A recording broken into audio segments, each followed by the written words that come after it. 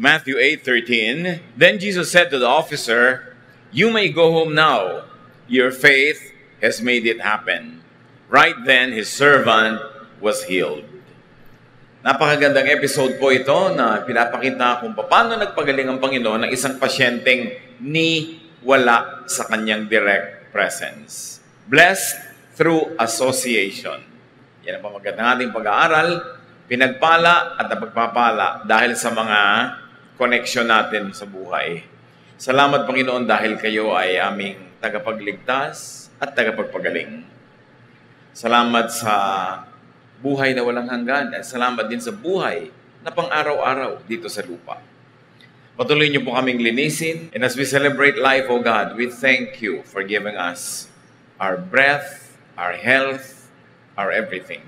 Mangusap po kayo ngayon, Panginoon, sa simpleng paraan at nawa lahat kami merong makitang pagpapala, may maiuwing katuruan mula sa inyo. Sit on your throne of power, O Father, lead your people, teach us. Be our speaker. In the name of Jesus Christ, your Son, our Lord, we pray with thanksgiving. Babasahin natin mula sa Mateo 8:5-13. Pagpasok ni Jesus sa Capernaum, lumapit sa kanya isang opisyal ng hukbong Romano at nakiusap. "Ginoo, ang katulong ko po ay naparalisado. Siya po'y nakaratay sa bahay at lubhang nahihirapan." Sinabi ni Jesus, "Pupuntahan ko siya at pagagalingin."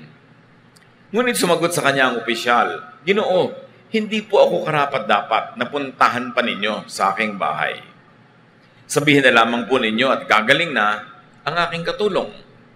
Ako'y nasa ilalim ng mga nakakataas sa pinuno at may nasasakupan ding mga kawal.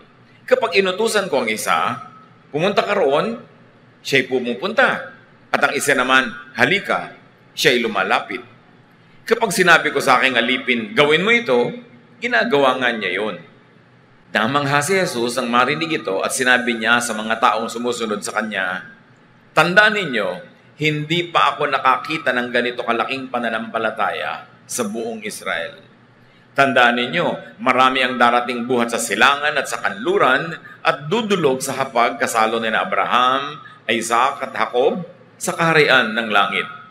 Ngunit, ang mga taong dapat sanay kasama sa kaharian ay itatapon sa kadiliman.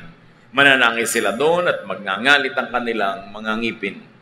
At sinabi ni Jesus sa opisyal, "Umuwi ka na, mangyayari ang hinihiling mo ayon sa iyong pananampalataya."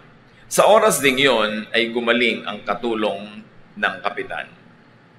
A very remarkable story, especially when we pay attention to the details. At muli nating basahin isa-isa at hanapan at kapulutan ng aral. Matthew 8:5-6, when Jesus was going into the town of Capernaum, an army officer came up to him and said, "Lord, my servant is at home in such terrible pain that he can't even move." May mga ganong sakit. Yung iba frozen shoulders, yung iba arthritis. May mga sakit ang katawan na hindi makagalaw ang iyong kamay, ang iyong braso, anumang bahagi ng iyong katawan, ang iyong paa, at napakasakit. Matinding kirot. At yun ang naramdaman nitong isang katulong ng isang Roman officer. The Romans were foreigners in Israel. In fact, they were conquerors. Kaya hindi mo inaasahan na may Roman na lalapit kay Jesus, lalong-lalo na isang Roman officer. Mataas ang ranggo.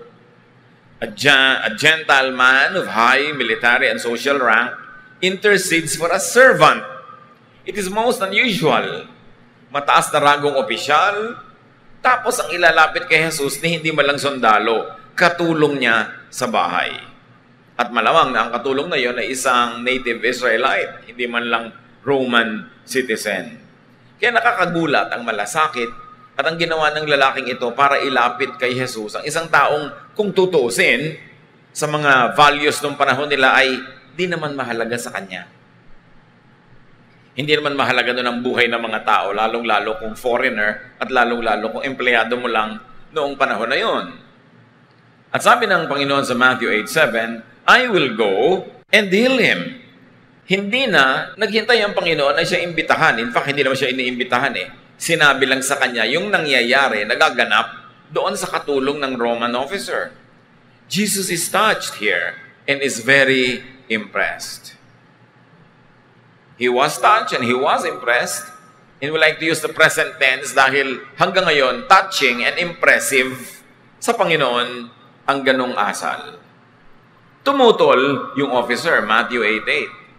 But the officer said, Lord, I am not good enough for you to come into my house. May malalim na pinanggagalingan ng officer na ito kasi one, hindi dapat pumunta sa bahay ng Gentile ang isang Jew. In fact, pag naglalakad sila sa kalye at merong araw, hindi sila naglalakad sa tabi ng bahay ng Gentile kung saan dadaan sila sa ilalim ng anino ng bahay ng Gentile. Lalo nang hindi sila papasok sa loob. Kaya nung si Jesus ay nilitis sa bahay ni Pilate, walang pumasok na accuser sa loob kasi Pilate was a Gentile. Pero si Jesus was willing to cross that line. The cultural line, the religious line, the racial line. He was going to cross that to heal someone. And someone of a very low social rank. Sabi niya, pupunta ako sa bahay mo. At sabi ng Roman soldier, hindi po ako karapat-dapat na dalawin pa ninyo at pumunta pa kayo sa loob ng aking bahay.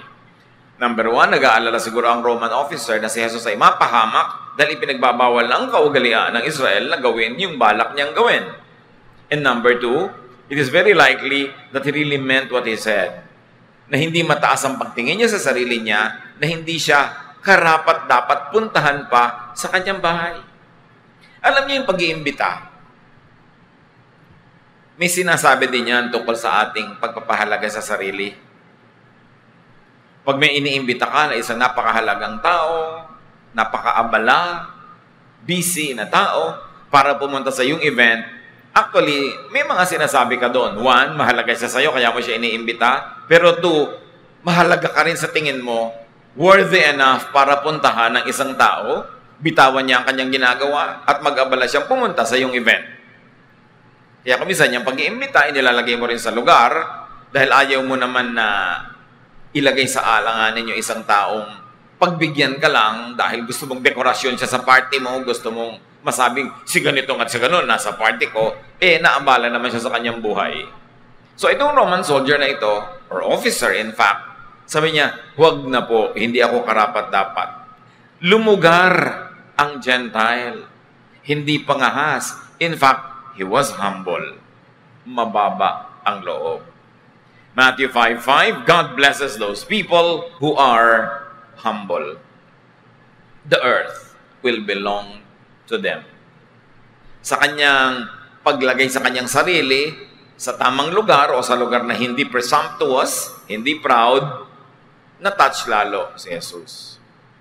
At sabi niya, Matthew 8:8-9, just give the order, and my servant will get well. I have officers who give orders to me, and I have soldiers who take orders from me. I can say to them, go, and he goes. I can say to another, come, and he comes. I can say to my servant, do this, and he will do it. Sabi niya, huwag na po kayo magpunta sa bahay. Mag-utos na lang kayo at masusunod yon. Paggalingin nyo na po, dito pa lang, huwag na kayong mag-abala pang pumunta. Ako nga po, tao lang. Hamak na tao lamang. May mga opisyal na nakakataas sa akin. Pag nag-utos, sinusunod ko. At may mga tao namang nasasakupan ko, pag inutusan ko, sumusunod. Lalo na kayo. Mag-utos na lang kayo at mangyayari yon. Sabihin niyo na lang pong gumaling na siya at matutupad. So the officer recognizes Jesus' spiritual authority. At bagamat mataas ang ranggo niya sa military, sa gobyerno, sa lipunan, higit niyang pinahalagahan ang ranggo ni Jesus, which was spiritual, over his social and military rank. Kasi sabi niya, kung ako sinusunod ng mga nasasakupan ko, lahat ay sakop nyo, susunod pag inutusan nyo, utusan nyo na lang yung sakit na umalis. Matthew 8:10-12. When Jesus heard this, He was so surprised that he turned and said to the crowd following him, I tell you that in all of Israel, I've never found anyone with this much faith. Many people will come from everywhere to enjoy the feast in the kingdom of heaven with Abraham, Isaac, and Jacob. But the ones who should have been in the kingdom will be thrown out into the dark. They will cry and grit their teeth in pain. Sobrang humanga si Jesus sa sinabi ng tao. At hindi lang sa sinabi, dun sa puso na pinagmulan ng sinabi. Sabi niya, alam niyo, sa buong Israel, wala ako nakitang ganitong uri ng pananalig. Darating ang panahon na ang mga ligtas ay makikisalo sa piging doon sa kalangitan, pero yung sanang nandun, mawawala pa. Ang tinutukoy dito ng Panginoon, mga Israelites, na dapat sana kasali pero hindi, dahil hindi naniwala. Sabi niya, kaiba ang paniniwala nitong foreigner na ito. Nahigitan pa niya ang mga taga rito mismo sa Israel. At yung mga dapat sana ay makakasama sa buhay na walang hanggan, itatapon pa sila at magngangalit ang mga ngipin nila dahil sa sobrang pagdurusa, bunga ng pagkakatapon sa kanila. Jesus exclaims in pleasant surprise. He commends the outsider's faith and condemns the insider's lack of faith. Kung may hinahangaan si Jesus, hindi ang talino, hindi ang yaman, hindi ang ganda, bagamat mahalaga yung mga bagay na yon, pero ang tunay na umaantig sa damdamin ni Jesus, pananalig, matibay at masigasig na paniniwala. At yun ang nakita niya sa lalaki. Matthew 8:13. Then Jesus said to the officer, you may go home now. Your faith has made it happen. Right then, his servant was healed. Sabi niya, kahanga-hangang pananalig. Kung ganyan naman pala, at naniniwala kang hindi na ako kailangan pang pumunta sa bahay mo, na iutos ko lang ay gagaling ang katulong mo, umuwi ka na, ngayon din gagaling ang katulong mo. At gumaling nga yung katulong na yon, nun ding sandaling yon. The officer got what he wanted because of his faith.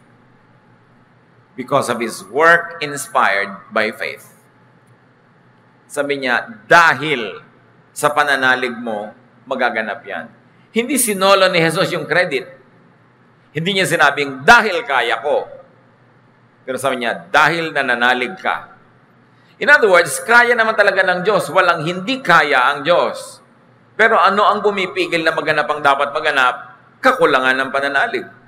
At ano ang nagpapaganap sa pwedeng-pwedeng maganap? Pananalig. It is the faith of the people involved. But what is very interesting here is what kind of faith and who had that faith. Hindi yung pasyente ang may pananalig.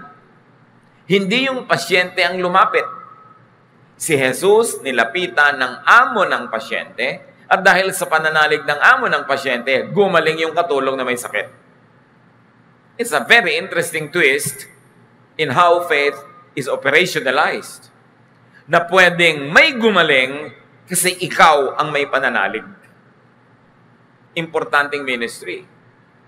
Believe first in Jesus' person, in His power, and in His kindness. Pinaniwalaan ang lahat ng ito nung lalaki. Naniwala siya sa katauhan ni Jesus, kaya siya lumapit. Kung di siya naniniwala, napakalaking risk.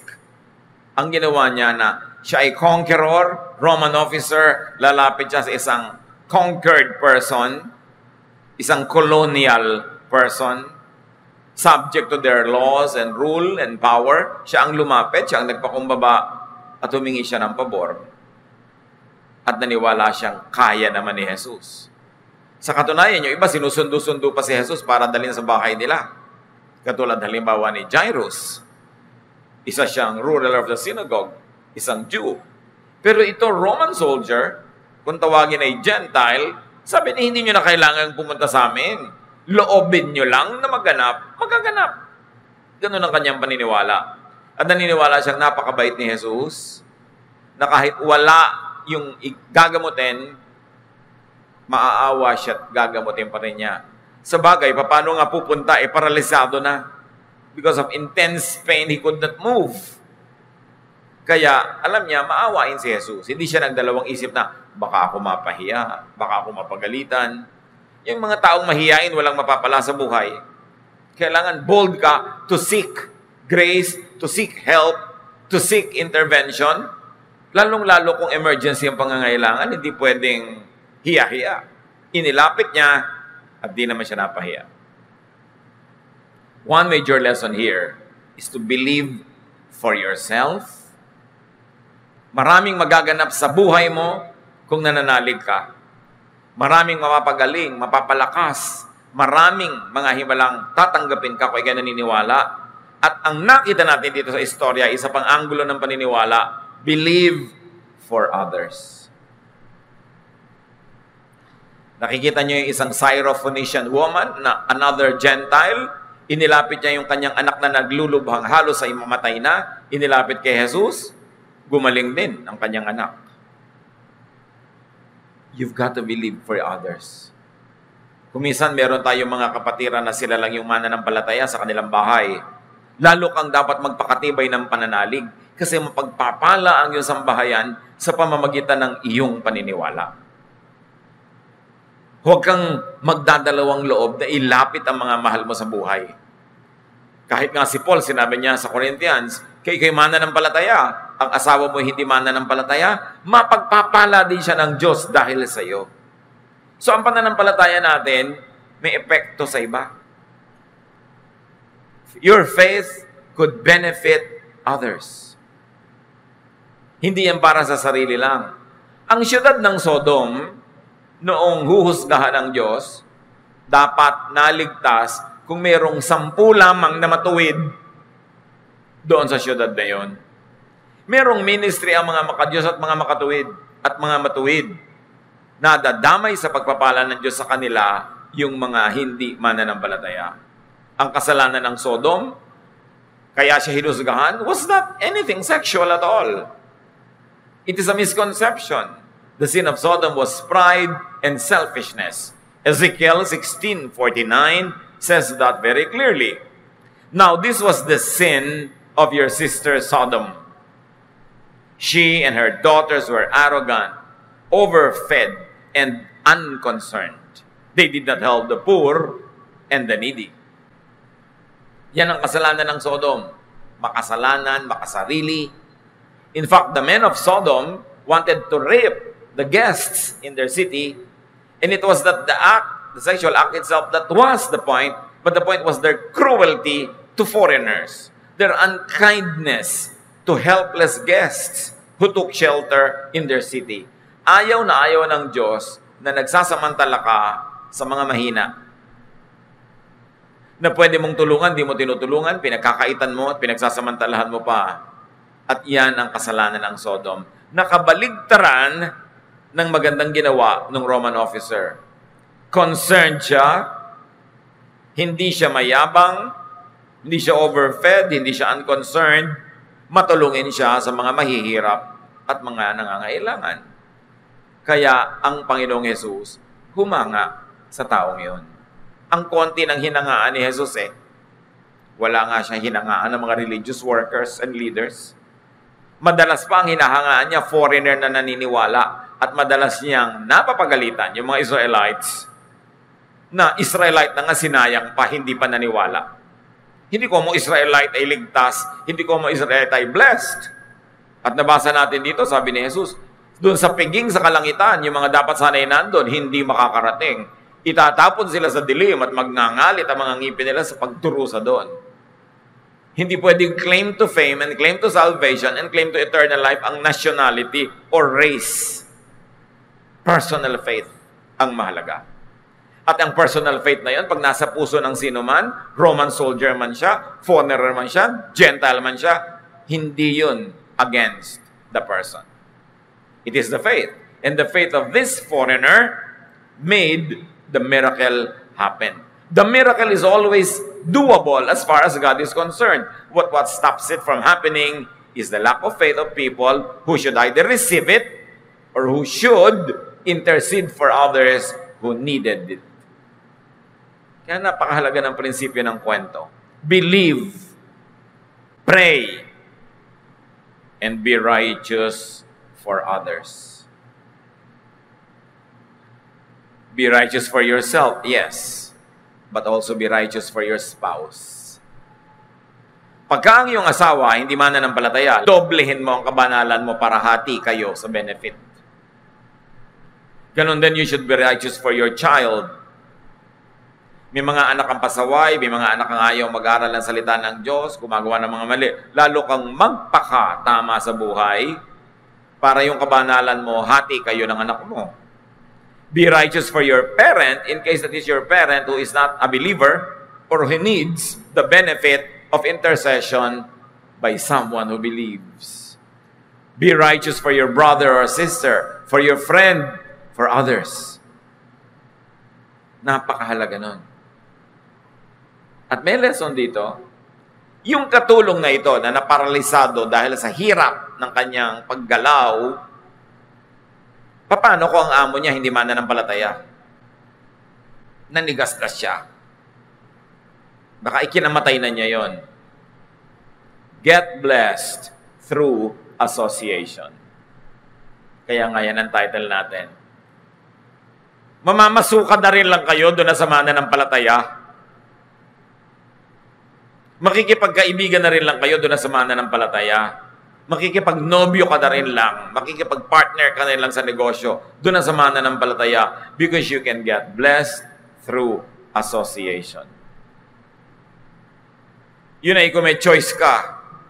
Anong mahihita mo kung yung kasama mo, partner mo, pinapakisamahan mo, hindi mananampalataya, walang pananalig. Mailalapit ka ba noon sa Diyos? Ikaw yung mga ilangan. At papakinggan ba siya? Kaya ang sinabi, your faith has healed your servant. Your faith has made it happen. Napakalaking blessing, mga kapatid, kung meron kayong associates na mananampalataya. Kung ang inyong employer o employee, kung ang inyong kaibigan, ang inyong kasintahan ay mananampalataya. At kung hindi sila mananampalataya, ipag-ibayuhin ninyo ang inyong kabanalan para for your sake, mabless sila. In that case, you are not the recipient of the blessing, but you are the dispenser or the channel of blessing. Kasi meron kayong ministry na ilapit sila sa Panginoon. Huwag kayong panghinaan ng loob. Kung may matagal na kayo inilalapit, ipinagdarasal, parang wala pang bunga. Just keep on praying, just keep on believing, and keep on staying righteous. James 5:16, the prayer of a righteous person is powerful and effective.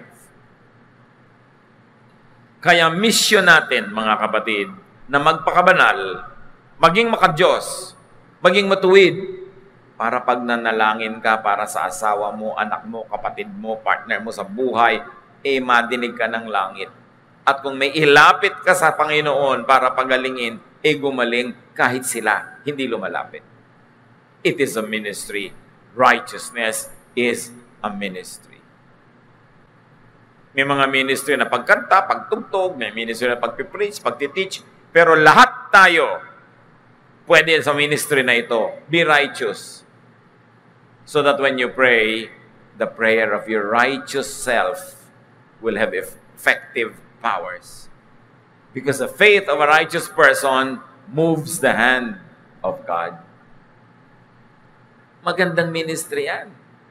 Pag natutukso ka na magkasala, bumigay, teka, pag na-disqualify ako mag-pray, pag na-disqualify ako na lumapit sa Panginoon, kawawa naman yung mga pwede kong ilapit. Kasi sino maglalapit sa kanila sa Panginoon? Kaya mas napapaligiran ka ng mga taong hindi godly, dapat ka lalo magpaka-godly para sa kanila. Para meron silang pagpapalang makamit pag inilapit mo sila sa Diyos. So be a servant to a person of faith.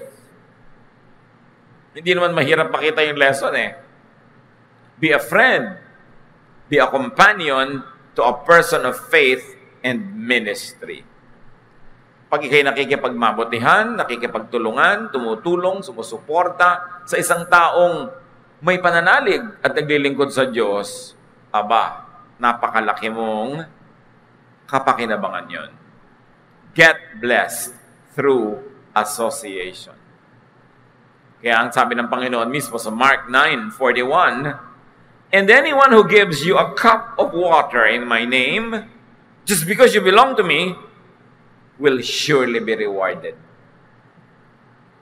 Kausap ng Panginoon ng kanyang mga disipulo, maski isang basong tubig lang ang iabot sa inyo, at iniaabot dahil kayo'y mga lingkod ko, siguradong sila ay may gantimpala. Siguradong sila ay pagpapalain. Huwag mag-atubili na gumawa ng mabuti, mag-abot ng isang basong tubig o ano man ang kahulugan nun sa ating buhay, ano man ang kaya nating iabot. Huwag mag-atubili. Dahil sabi ni Jesus, hinding-hindi mababaliwala ang mga kabutihang ginagawa ninuman sa aking mga lingkod. Gagawa na rin kayo ng mabuti, lalo't very limited ang inyong resources. Abay, mabuti nang gumagawa kayo ng mabuti doon sa mga lingkod ng Diyos. Although, mabuti rin magbigay kahit kanino. Huwag niyong matulungin. Pero ang pangako ni Jesus, hindi babaliwalain ang anumang pagbibigay ng tulong sa kanya mga lingkod. So, be blessed through godly association. Be blessed through godly giving. Be blessed through godly connections. And on the reverse, avoid curses through ungodly association. Kung pwede ka mapagpala dahil konektado ka sa maka-Diyos, pwede ka namang makatanggap ng sumpa dahil konektado ka sa hindi maka-Diyos. Dapat pinipili. 1 Corinthians 15:33, "Do not be misled. Bad company corrupts good character." Huwag kayong magpadaya. Pag pangit ang mga kasama mo ang ugali, pag masasama ang kasama mo, madadamay ka. Marurumihan ka rin. Kaya dapat pinipili. Do not serve in an ungodly enterprise. Ang lakas na ipinapahiram sa atin ng Diyos, huwag niyong isusuko, ipapahiram, ipapagamit sa kasamaan. And very importantly, be a blessing to your associates. Kung kayo ay may mga empleyado, mga tauhan, mga kasamahan, be a blessing. Dapat ipagpasalamat nila sa buhay na nag-cross sa inyong mga landas at nasangkot kayo sa kanilang buhay. Dapat blessing tayo sa kapwa, hindi curse. Dahil sumali tayo sa buhay nila, gumaan ang buhay nila, naliwanagan ng dilim, naituwid ang liko, napagaling ang sakit, naitama ang mali dahil nandun tayo. May ministry ang bawat isa. And in this particular story, it was even a Roman soldier. How ironic. But it means that God can use anybody who likes to submit herself or himself to God. Ano man ang gender mo, ano man ang race, ano man ang katayuan mo sa buhay, kung gusto mong magiging blessing ka sa kapwa. At hinahangaan ni Jesus, yung taong hindi naman siya ang nangangailangan, pero lumalapit para sa iba. The ministry of interceding for others is a great ministry that touches the heart of Jesus. Aming Diyos, turuan niyo kami kung anong lesson para sa aming mga pribadong buhay. Kami ba yung Roman soldier and officer na pwedeng lumapit sa inyo para sa ibang nangangailangan? O kami ba yung empleyado niyang na-bless dahil napasama siya sa isang amo na maka-Diyos? Turuan niyo kami na laging mamuhay ng may kaayusan, kabanalan, at nang sa ganon, lagi kaming qualified to pray for others and even for ourselves. At turuan niyo kami, Panginoon, ang aming relasyon sa inyo, maging gabay, maging dahilan para marami pang taong mabless. Turuan niyo rin kami to be very helpful and supportive to your servants, to people who promote your kingdom here on earth. At nang sa ganon, lalong lumawak ang nararating ng iyong kapangyarihan at salita, at kami rin naman sa pagiging matulungin ay magantimpalaan. Pagbulay-bulayan natin mga kapatid ang kahulugan nito sa ating mga buhay at sa ilang saglit ng pananahimik, dinggin ang tinig ng Panginoon kung ano dapat ang leksyon na maiuwi natin mula sa kwentong ito. Be with the Lord in silent prayer.